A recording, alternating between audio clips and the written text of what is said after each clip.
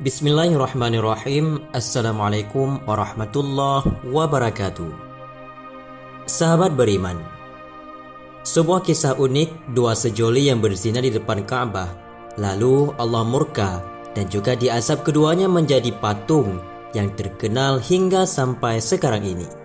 Bagaimanakah kisahnya? Silakan simak video ini sampai dengan selesai. Semoga menjadi pelajaran bagi kita semua untuk tetap berhati-hati dalam menjalankan ibadah haji.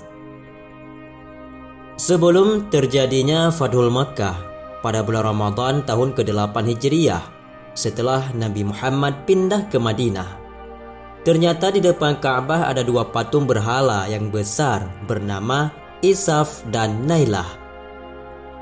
Kedua patung ini ternyata bukan patung biasa yang diciptakan oleh manusia dengan memahatnya seperti sebagaimana biasanya manusia memahatkan patung, ataupun sebagaimana ayahnya Nabi Ibrahim yaitu Azar yang menjadi pembuat patung dan dia memahat patung dan juga disembah.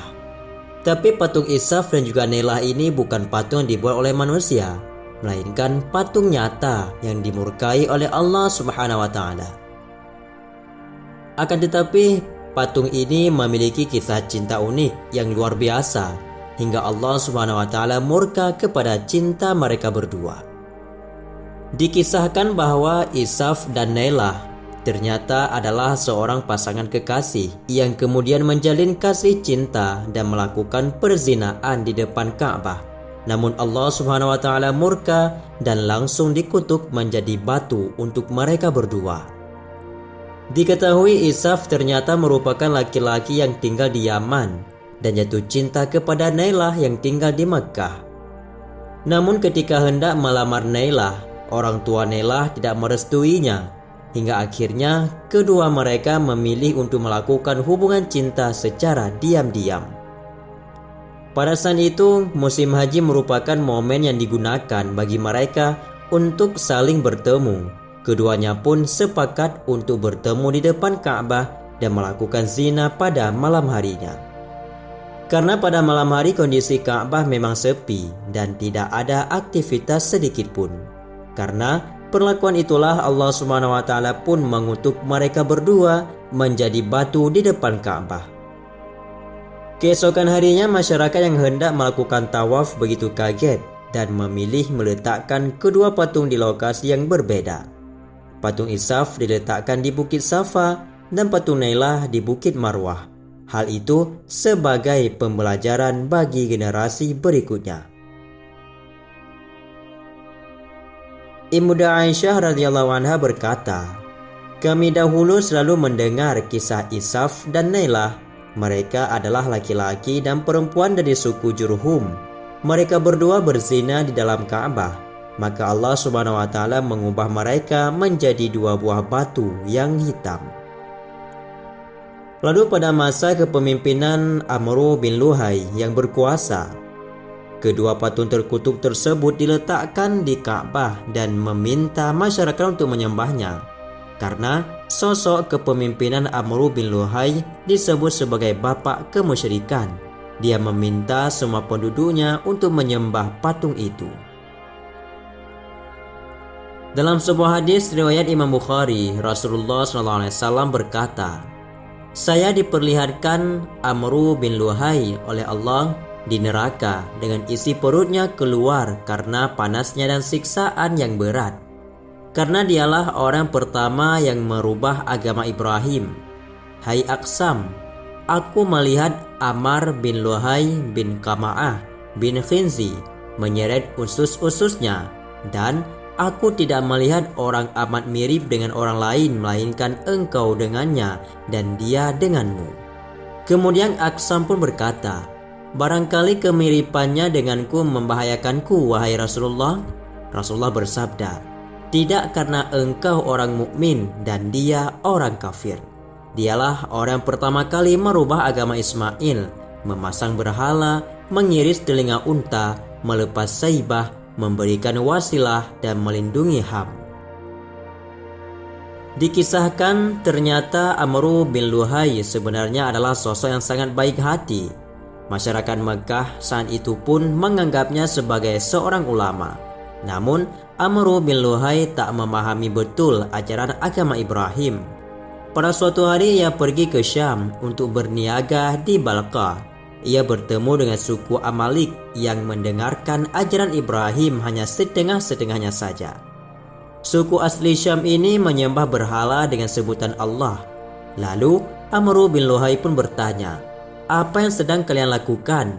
Lalu dijawab, "Patung-patung inilah yang memberi kami makan, minum, dan kekuatan sebagai penolong tatkala diminta pertolongan, serta pemberi hujan tatkala diminta hujan, dan yang paling penting bisa mendekatkan diri kami kepada Allah Ta'ala."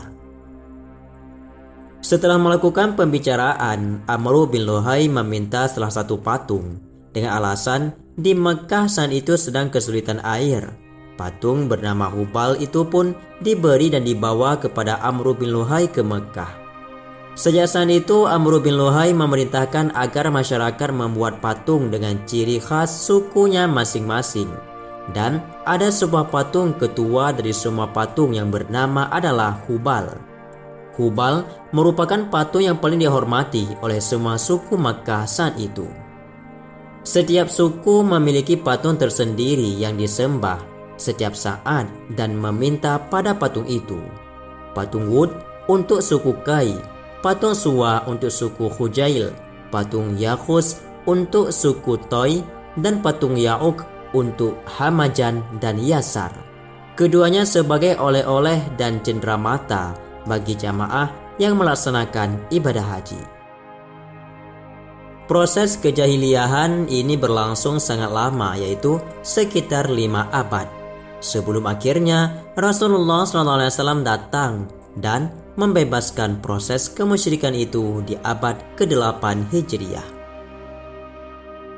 Adapun perihal patung, dalam Islam sudah jelas patung itu diharamkan oleh Allah Subhanahu wa taala.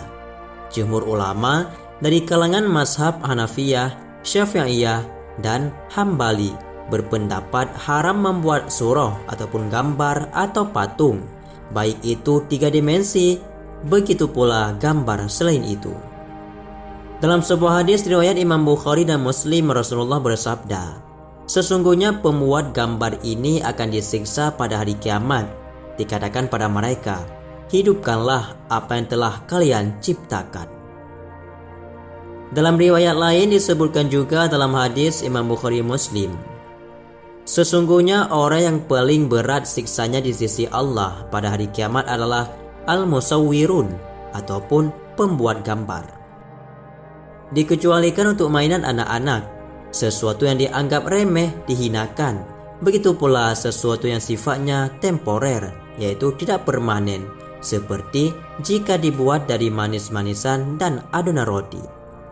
Dalilnya adalah Aisyah dahulu pernah memiliki mainan berupa kuda yang memiliki sayap, sampai-sampai Nabi SAW pernah tertawa karena melihat Aisyah seperti itu sampai kelihatan gigi geraham beliau.